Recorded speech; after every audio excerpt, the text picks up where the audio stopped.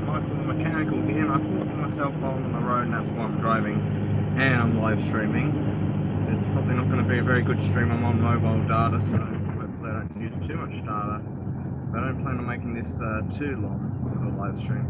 But what I was thinking about was essentially all these little problems being escalated into larger problems, and I was thinking about ambulance, police force, fire, and all sorts of heavy vehicles and light vehicles that require performance, require reliability. So, this car has a myriad of small problems, and what I learned was these small problems are actually causing huge problems under certain circumstances, such as high-speed loads, where essentially I'm doing 100 kilometers an hour uphill. It loads up the engine and everything loads up, and then it's blowing head gaskets, overheating the engine. And I'm actually working as well, so this is the first time I've ever live streamed while I'm working. So what I've learned was, one day I was able to do 94 k's cleanly up a hill at 100 k's an hour. Today I was only able to do about 80 before it started getting hot. Now I held it about 80 going up the hill.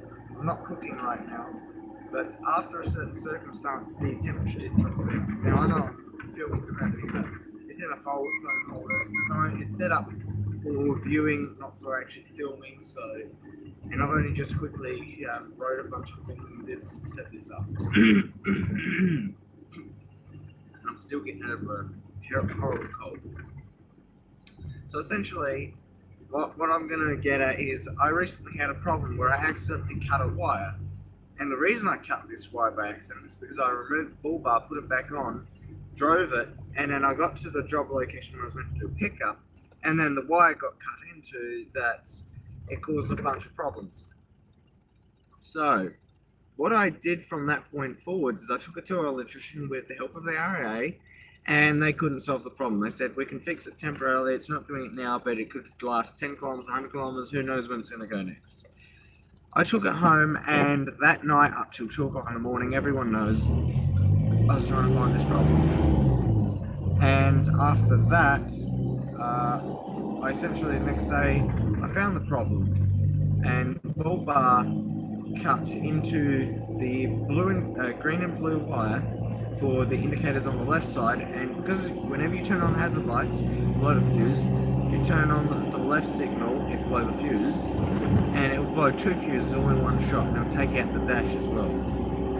Now, because I pulled the dash apart, I did a whole bunch of fixing up of little things, like the fuses being too loose was causing the horn to not work all the time, and that was a problem. So what I did was I tightened up all the fuse linkages, because if the fuse is not making connection, what's going to happen is some of your stuff might not work, such as my dash lights might not work, my fog lights might not work, but my headlights do work. So I don't know what fuse that's linked to, but it's not under the dash that fuse is linked to. But if any of those things go on the road, it's a defect.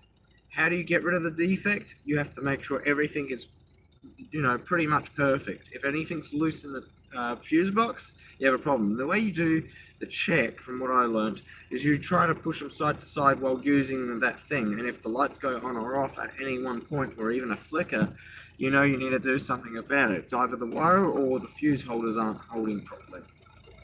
Other than that, I do actually have a coolant issue still, and I don't know if it's pushing coolant out or if it's getting too hot or what. All I know is the temperature gauges were fine one day, and the next they're telling me there's a problem. But what I learned last night was there is actually another problem with this car, coolant-wise, and that's under the dash. There is a bunch of green fluid coming up from behind one of the black hoses under the dash, and there's two of them. I'll have to talk about that another day. And it's all green, so essentially right on my feet, if the hose lights go, I'm going to have a puddle of hot water under my feet. Other than that, that's pretty close to what I wanted to talk about. Essentially, when you go to buy a car, if you have a real purpose for it, such as my utility for work, essentially, or a truck for work, go looking not for necessarily major problems, because major problems can be fixed. Look for the minor ones. They're the ones that are going to cause the major problems to happen in the first place. I have talked to someone today about his car. He said he always had the car serviced with expensive coolant. They pulled the water pump off and it was clean as anything. This car's not that clean, and this car needs to have that clean of water to survive on the road, because if it's dirty, it's eventually going to let go somewhere. And I don't want it to let go because I'm sick of having to fix things. So I try to fix things properly the first time, but I can't because I can't afford it. So when I've got the money, I'm going to do this properly the next time I have to do it. Hopefully, when I have the money. Well, anyway, guys, I'm going to try and end this video very, very soon at the next set of lights and gas, when I can stop for a second and have my hands available for a few seconds, because I'll admit this looks illegal, but this is actually pretty legal. I talked to the police about how my setup is in the vehicle, and they said to me, as long as you're not holding your phone in your hands, then you're okay. But if you have to hold your phone in your hands, that is when it is illegal. So if it's in a phone holder like this, it's okay, because you're only using one hand to tap it. You don't have to hold it and tap it at the same time. And you also have it in front of you where you can see things in front of you. You'll be a bit more alert than down here.